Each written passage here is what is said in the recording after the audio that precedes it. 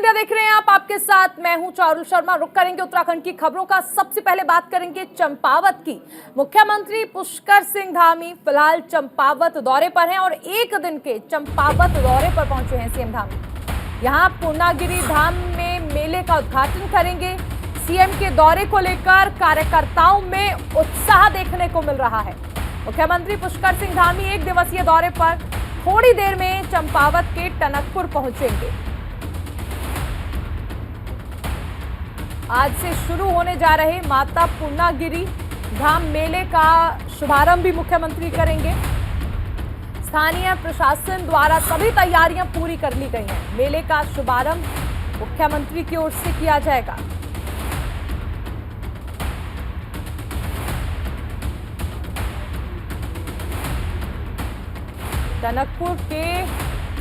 टनकपुर से उचौली गोट तक आयोजित होने वाले रिवर राफ्टिंग एडवेंचर में भी वो शामिल होंगे।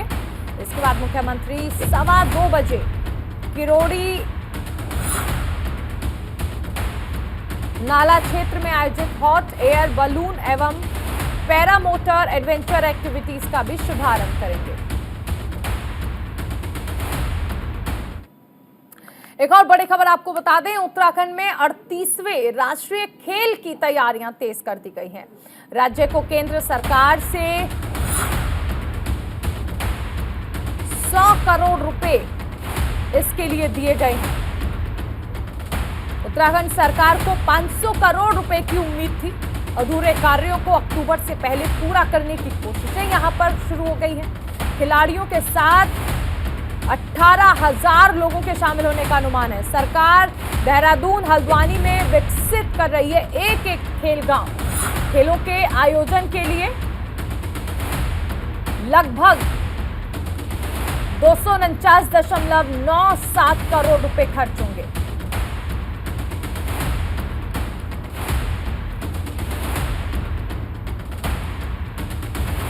सहयोगी हितेश हमारे साथ जुड़ रहे हैं। हितेश, राष्ट्रीय खेल का यहाँ पर होना है, शुरुआत होनी है उत्तराखंड में और इसके लिए सरकार को 100 करोड़ रुपए दिए गए हैं। हालांकि सरकार को उम्मीद थी कि 500 करोड़ का बजट जो है वो अलॉट किया जाएगा। अब ऐसे में किस तरह से तैयारियां की जाएंगी ताकि राष्ट्रीय खेल महोत्सव भी हो जाए और बजट की जो कमी है उसका एहसास भी ना हो?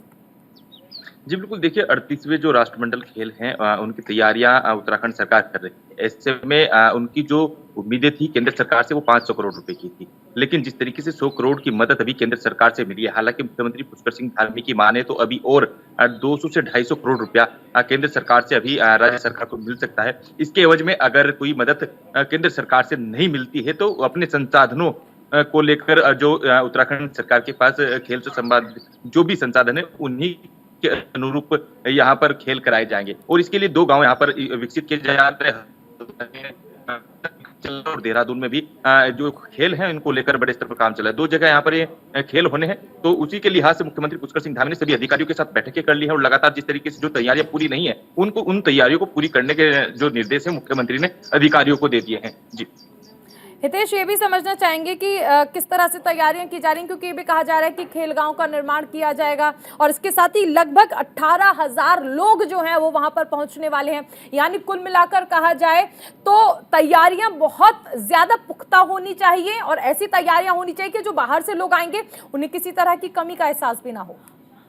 जी बिल्कुल, देखिए इसमें खिलाड़ियों समेत 18,000 लोग प्रतिभाग करने के लिए यहाँ पर आएंगे और जो ये कार्यक्रम है हल्द्वानी और देहरादून 2 जगह खेलों को बढ़ावा देने के लिए इसमें जो खेल गांव है उनको बनाने की जो पूरा तैयारी है मुख्यमंत्री पुष्कर सिंह धामी को पूरी इसमें तैयारी जोरों पर है। तो इसी के साथ साथ जिस तरीके से मुख्यमंत्री ने इन खेलों के लिए एक रोड मैप तैयार किया है और इसमें जिस तरीके से अभी 250 करोड़ रुपए जो इसमें बजट है वो भी उत्तराखंड सरकार के पास है। हालांकि अभी 500 करोड़ रुपए की बात केंद्र सरकार से मिलने की हुई थी लेकिन वह अभी नहीं हो पाई है। तो उसी के लिहाज से मुख्यमंत्री पुष्कर सिंह धामी ने, क्योंकि जिस तरीके से यह पूरा कार्यक्रम है दिव्य और भव्य कैसे बनाया जाए उसके लिए पूरा खाका तैयार कर लिया है। अलग अलग जो सचिव है उनकी जो तैयारियां हैं वो अलग अलग तरीके से उनको बांट दिए गए हैं। उन्होंने साफ तौर पर मुख्य सचिव को कहा है कि कोई भी कोताही इस तरह के कार्यक्रमों में न बरती जाए। जी बिल्कुल, आप बने रहिए, आगे भी आपसे जानकारी ली जाएगी। हितेश, एक और बड़ी खबर आपको बता दें, उत्तराखंड में करोड़ों शिव भक्तों के लिए ये एक बड़ी खबर है। केदारनाथ मंदिर में स्थापित होगा सोने का कलश। बड़ी खबर आपको बता दें, केदारनाथ मंदिर में सोने का कलश स्थापित किया जाएगा। मंदिर के शीर्ष पर त्रिभुजाकार सोने का कलश लगाया जाएगा। 1995 में आए तूफान में 2 हिस्से में ये कलश जो है वो टूट गया था, लेकिन अब इसे फिर से स्थापित किया जाएगा। केदारनाथ मंदिर में सोने का कलश स्थापित किया जाएगा। करोड़ों शिव भक्तों के लिए ये एक अच्छी खबर है। केदारनाथ मंदिर में सोने का कलश स्थापित किया जाएगा, जिसे मंदिर के शीर्ष पर लगाया जाएगा। हितेश बने हुए। हितेश, देखिए, चारधाम यात्रा की शुरुआत होने वाली है और उससे पहले ये करोड़ों शिव भक्तों के लिए एक बहुत अच्छी खबर। जी बिल्कुल, देखिए देश दुनिया से जो यात्रा करने के लिए आते हैं, चारधाम की यात्रा शुरू होने वाली है और देश दुनिया से लोग उत्तराखंड का रुख करते हैं। अप्रैल माह में केदारनाथ की यात्रा शुरू हो जाएगी, लेकिन जिस तरीके से पिछले कई सालों पहले जो केदारनाथ मंदिर का जो कलश था, जो सिर्फ चोटी पर होता है, सिर्फ भुजा आकार का होता है, वह टूटकर 2 हिस्सों में गिर गया था। तो उसी के लिहाज से अब जो स्वर्ण मंडित जो कलश है वो वहां पर स्थापना की जाएगी। पूरे मंत्र उच्चारण के साथ इसमें जो महापंडित है उनके माध्यम से और मुख्यमंत्री पुष्कर सिंह धामी की मौजूदगी में यह कलश वहां पर स्थापित किया जाएगा। क्योंकि जिस तरीके से अप्रैल माह में चारधाम की यात्रा शुरू होने वाली है और बद्रीनाथ, केदारनाथ, यमुनोत्री और गंगोत्री, ये 4 धाम में से, क्योंकि देश दुनिया से लोग यहाँ का रुख करते हैं, तो उसी के लिहाज से यात्रा को सुगम भी बनाने के लिए पूरा रोड मैप यहाँ पर सरकारों ने तैयार कर लिया है। और चाहे इसमें स्वास्थ्य की बात हो, चाहे शिक्षा की बात हो, कई ऐसी चीजें जिनको लेकर सरकारों ने अपनी पूरी तैयारियां कर ली गई। जी हितेश, ये भी समझना चाहेंगे आपसे कि देखिए, ये फिलहाल हम 1995 में जिस तरह से जो सोने का कलश था वो टूट गया था, इसके अलावा 2013 में आपदा आई थी, यानी लगातार जो मंदिर को क्षति पहुंची है, उसके बाद जीर्णोद्धार हमने देखा, हमने विकास कार्य वहां पर देखे और इसी क्रम में एक बार फिर से जो पुराना स्वरूप है उसे पहुंचाने की कोशिश की जा रही है केदारनाथ के मंदिर को। इसके अलावा क्या कुछ और विकास कार्य को लेकर भी वहां पर चर्चा की गई है और क्या क्या बदलाव किए जाएंगे? जी बिल्कुल, देखिए जो केदारनाथ पुनर्निर्माण के जो कार्य हैं वो जोरों शोरों से चल रहे हैं और यही वजह है कि प्रधानमंत्री नरेंद्र मोदी का यह ड्रीम प्रोजेक्ट है। इसको किस तरह से भव्य बनाया जाए, इसको लेकर प्रधानमंत्री नरेंद्र मोदी खुद और जो पीएमओ के अधिकारी हैं वो इस पर काम कर रहे हैं। चाहे वो रोपवे की बात हो या फिर वो गुप्त काशी से लेकर केदारनाथ तक का जो रास्ता है, जो दुर्गम क्षेत्र है, उसको सुगम कैसे बनाया जाए, आने वाले यात्रियों के लिए सुव्यवस्था कैसे हो, उनके लिए होम स्टे की व्यवस्था कैसे हो, उनको लिए आने जाने की व्यवस्था कैसे हो, उसके लिए पूरा रोड मैप यहाँ पर मुख्यमंत्री इसमें अधिकारियों के साथ तैयारी में लगे हुए हैं। और लगातार प्रधानमंत्री भी चारधाम यात्रा शुरू होने से पहले इसकी पूरे निरीक्षण करेंगे, जो सीसीटीवी के माध्यम से करेंगे, क्योंकि पीएमओ के जो अधिकारी है बताया जा रहा है कि अगले माह यहाँ पर आ सकते हैं, यहाँ के कार्यक्रम जो यहाँ पुनर्निर्माण के जो कार्य चले उनका जायजा लेने के लिए। चलिए, बहुत शुक्रिया हितेश इस तमाम जानकारी के लिए। एक और बड़ी खबर आपको बता दें, पहाड़ी इलाकों में भीषण जल संकट की आहट महसूस होने लगी है, क्योंकि 461 स्रोत का 76% से ज्यादा पानी सूखने लगा है। बड़ी खबर, उत्तराखंड जैसे पहाड़ी इलाके में भीषण पानी के संकट की आहट महसूस होने लगी है। पेयजल स्रोत बचाने के लिए एक्शन प्लान बनाया जाएगा। पेयजल विभाग और सिंचाई विभाग इस पर मिलकर काम कर रहे हैं। 22 मार्च को विश्व जल दिवस पर होंगे जागरूकता कार्यक्रम। बारिश और बर्फबारी कम होने से तेजी से जो जल स्रोत हैं वो सूख रहे हैं। गर्मियों की दस्तक के साथ ही उत्तराखंड में भीषण जल संकट के संकेत शुरू हो गए हैं। हमारे साथ सहयोगी हितेश जुड़े हुए हैं। हितेश, देखिए, एक तरफ गर्मियां आ रही हैं और पहाड़ी राज्य जहां पर नदियां हैं, जहां पर बर्फबारी होती है, जहां पर झरने हैं, वहां पर जल संकट की आहट। जी बिल्कुल, देखिए, स्वाभाविक सी बात है, क्योंकि जिस तरीके से उत्तराखंड के लिए बड़ा अलर्ट यहाँ पर हो गया है, भीषण जल संकट का सामना उत्तराखंड को करना पड़ सकता है। इसका बड़ा कारण यह है कि यहाँ पर बारिश ना होना, क्योंकि इस बार पर्वतीय क्षेत्रों में बारिश कम देखने को मिली है। तो यही वजह है, क्योंकि जिस तरीके से 4000 से ज्यादा ऐसे जो जल स्रोत हैं जो बंद हो गए हैं, जिनसे जो स्थानीय ग्रामीण हैं, जिनसे जहां पर, क्योंकि पहले से ही हर घर जल का जो नारा था वो प्रधानमंत्री ने दिया था। हालांकि उससे पहले यहाँ के जो स्रोत हैं वो सूखने लगे हैं। यही नहीं, राजधानी देहरादून के भी कई ऐसे जो जल स्रोत है वो सूखने लगे हैं। तो इसके लिए जो विश्व जल दिवस है उस पर इसमें एक नया खाका, नया रोड मैप यहाँ पर तैयार किया जाएगा। कैसे जल संकट से उबरा जाए उसके लिए यहाँ पर तैयारी की जाएगी, क्योंकि जिस तरीके से काफी जो नुकसान है पर्वतीय लोगों को ज्यादा इसमें देखने को मिल रहा है, क्योंकि उनके स्रोत सूख चुके हैं, उनको पानी कई किलोमीटर दूर जाकर लाना पड़ रहा है।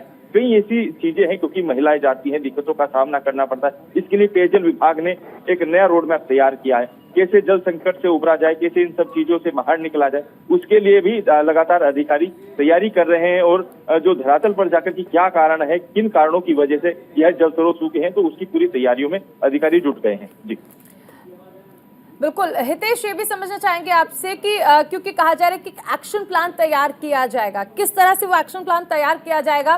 क्योंकि अभी हम ये भी देख रहे हैं कि चारधाम यात्रा की शुरुआत होगी, यात्रा शुरू होगी तो लाखों की संख्या में टूरिस्ट भी वहां पर पहुंचेंगे, लेकिन पहले से ही जो सूखे का संकट वहां पर देखने को मिल रहा है, ऐसे में किस तरह से एक्शन प्लान को बनाया जाएगा ताकि किसी तरह की कोई कमी ना महसूस हो?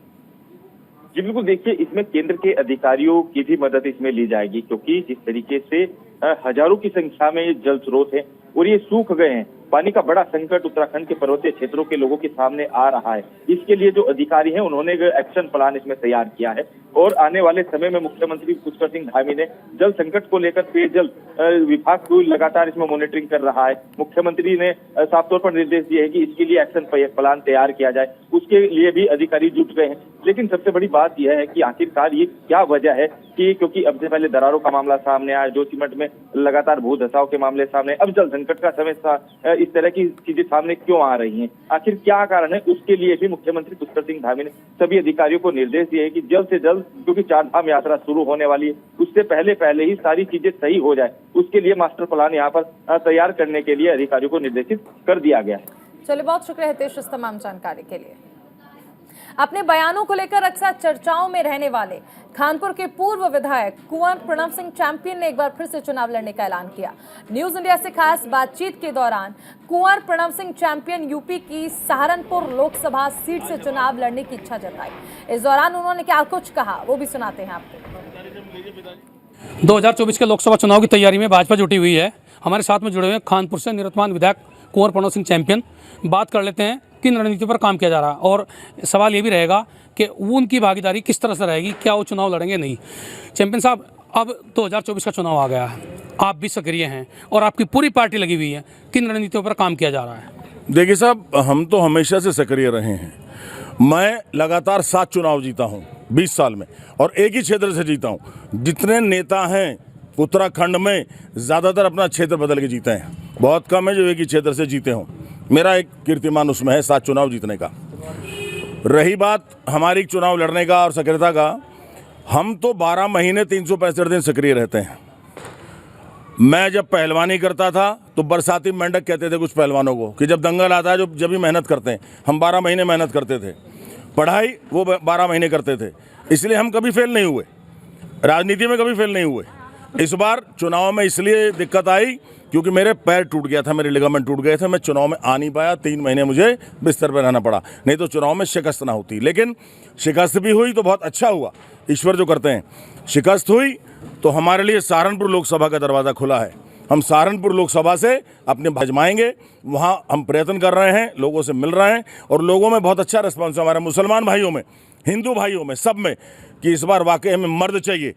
हम फेडअप हो गए थे हल्के आदमियों से, हमको मजबूत आदमी चाहिए जो हमारी समस्याओं को उठा सके, आगे हमें बढ़ा सके।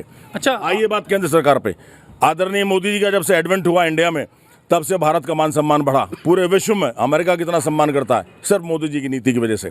प्रदेश में नकल विरोधी विधेयक धामी जी लाए, इसके अलावा और बहुत से काम किए हैं जिससे उत्तराखंड का सम्मान भी बढ़ा है। आपको लगता है कि लोकसभा सहारनपुर से आपको पार्टी टिकट देगी? देखिए, हर कार्यकर्ता का अधिकार होता है टिकट मांगना। अब मैं कैसे कह दूं टिकट देगी? मैं तो कार्यकर्ता हूं, ये तो हाईकमान का काम है। यानी कि खानपुर विधानसभा को आपने अब केवल रानी के लिए छोड़ दिया है? बिल्कुल, रानी साहब जीतेंगे इंशाल्लाह।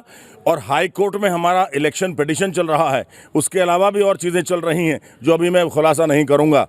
जल्दी ही हाई कोर्ट को इस बलात्कारी आपराधिक मानसिकता के एक ऐसे नालायक व्यक्ति से छुटकारा मिलेगा जो विकास विरोधी है। तो आपने सुना, कुंवर प्रणव सिंह चैंपियन ने एक बार फिर साफ कर दिया है कि वो इस बार 100% लोकसभा सहारनपुर से चुनाव लड़ने की तैयारी में जुटे हुए हैं। टिकट की मांग कर रहे हैं। पार्टी टिकट देगी या नहीं देगी ये अलग बात है, लेकिन उनकी पूरी तैयारी है। और रही बात कानपुर विधानसभा की, वहाँ से उनकी पत्नी जो जिला पंचायत सदस्य रही हैं और अब वो वहाँ से आगामी तमाम चुनावों में भागीदारी सुनिश्चित करेंगी। Jasvir Singh, news India, Laksar. हरिद्वार की सड़कों पर और खंभों पर होर्डिंग्स लगाने का सिलसिला लगातार चल रहा है। नियमों को ताक पर रखकर सड़क के किनारे अवैध होर्डिंग्स लगाए जा रहे हैं। इससे तेज हवा और आंधी में लोगों को दुर्घटना का डर बना रहता है। इसके बावजूद भी नगर निगम और पीडब्ल्यूडी के अधिकारी आंखें मूंद कर बैठे हैं। इतना ही नहीं, जिला पंचायत के अधिकारियों को भी अवैध होर्डिंग की कोई जानकारी नहीं है। इन अवैध होर्डिंग और बैनर से नगर निगम को राजस्व का चूना लग रहा है।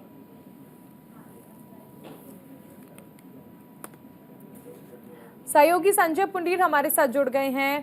संजय, बिना किसी की स्वीकृति के भी होर्डिंग्स लगाए जा रहे हैं और कैसे ये मुमकिन है कि निगम को इस बात की जानकारी नहीं? निश्चित तौर पर चारुल, अवैध वसूली करने के लिए कुछ सक्रिय एजेंसी ऐसी है कि सड़कों पर होर्डिंगों का जाल बिछा दिया है। हालांकि इतना ही नहीं, इन होर्डिंग के बारे में ना तो किसी अधिकारी को पता है और ना किसी पंचायत प्रतिनिधि को। यानी कहा जा सकता है कि अवैध होर्डिंग से लाखों का राजस्व का चूना लगाया जा रहा है। हालांकि इस संबंध में हमने अधिकारियों को भी अवगत कराया, लेकिन बावजूद इसके अभी तक यहाँ से होर्डिंग नहीं हटे हैं। हालांकि इतना ही नहीं, जब आंधी तूफान आता है तो इन होर्डिंगों से बड़े हादसे होने का भी खतरा बना रहता है, क्योंकि लगातार हम पीडब्ल्यूडी का अधिकारियों को भी लगातार कह चुके हैं कि आपकी सड़कों पर अवैध होर्डिंग लगे हैं। हालांकि उनका यही कहना है कि इस संबंध में जो एजेंसी स्वामी है, यानी जो अवैध तरीके से एजेंसी चलाकर यहां से वसूली कर रहे हैं, तो उनको नोटिस दिए गए हैं। कहा जा सकता है कि इन होर्डिंगों को जल्दी हटाने की बात कही जा रही है, लेकिन काफी समय से हम देख रहे हैं कि कहीं ना कहीं राजस्व को चूना लगाया जा रहा है। चारुल, चलिए, बहुत शुक्रिया संजय इस तमाम जानकारी के लिए। और देहरादून से एक बड़ी खबर आ रही है, जहां पर राज प्लाजा में भीषण आग लगी है। प्लाजा के तीसरे फ्लोर पर आग लगी है। लाखों का सामान जलकर खाक हो गया है। फायर ब्रिगेड की जो गाड़ियां हैं वो मौके पर पहुंच चुकी हैं और आग पर काबू पाने की कोशिशें लगातार चल रही हैं।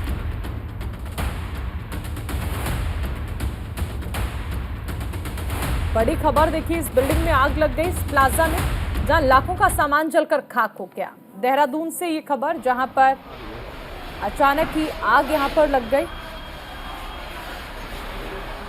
लाखों का सामान जलकर खाक हो गया।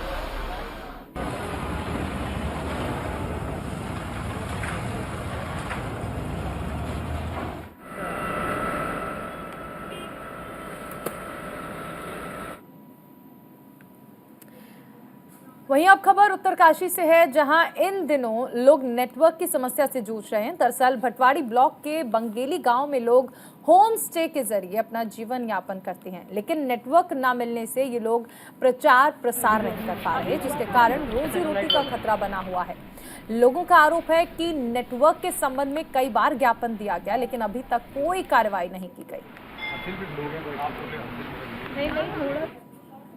हमारा गांव देखिए मोटर मार्ग से तो अभी जुड़ गया है, बट यहाँ पे थोड़ा नेटवर्क का इशू है।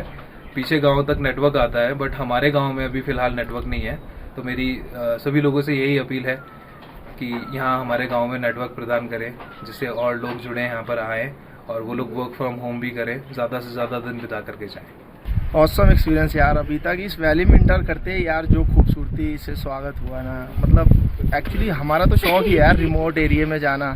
हम क्राउड वाली जगहों से दूर ही रहते हैं, तो इसके बारे में क्या ही बोले यार, स्पीचलेस हूँ। और ख़ासकर आंसू भाई का जो यहाँ पर होम स्टे जो इन्होंने स्टैब्लिश किया है, तो यार मैं तो यही कहूँगा कि यार इस जगह को ज़्यादा से ज़्यादा प्रमोट करना चाहिए टूरिज्म के लिए। खबर लक्सर से है, जहां पुलिस ने एक तस्कर को गिरफ्तार किया है। पुलिस पिछले 1.5 सप्ताह से कई तस्करों को गिरफ्तार कर चुकी है। एसएसपी अजय सिंह के निर्देश पर पुलिस नशे के खिलाफ अभियान चला रही है। इसी अभियान के तहत चरस तस्कर को गिरफ्तार करने में पुलिस को कामयाबी मिली। फिलहाल तस्कर को गिरफ्तार कर जेल भेज दिया गया है और आने वाले दिनों में पुलिस तस्करों के खिलाफ ये कार्रवाई लगातार जारी रखेगी।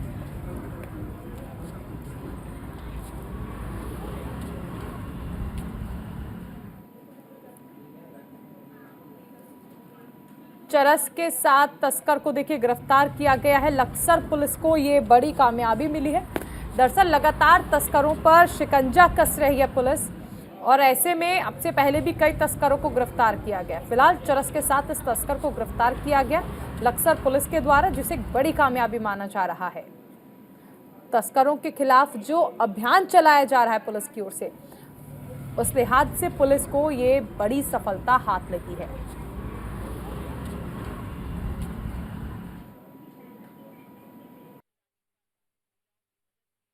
ड्रग्स फ्री उत्तराखंड मुहिम के तहत कोतवाली लक्सर ने कल एक अभियुक्त को शाह आलम को अरेस्ट किया है, जिससे 750 ग्राम चरस बरामद हुई है। साथ ही इससे एक 315 बोर का कट्टा बरामद हुआ है। इस संबंध में इसकी गिरफ्तारी कर माननीय न्यायालय में पेश किया जा रहा है और नशे के खिलाफ जो ये मुहिम है लगातार जारी।